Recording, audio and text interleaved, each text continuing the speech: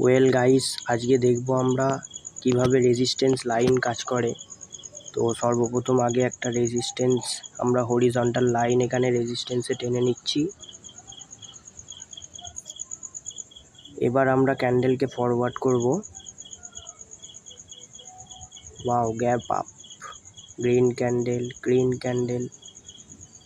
এবার price resistance approach করে নিয়েছে। এবার আমরা পরের রিয়াকশানটা দেখব। Down, up, red, big red. এটা হচ্ছে নিফটি বর্তমান 2 এপ্রিলের চার্ট। তো ডেটাটা এতটাই আছে।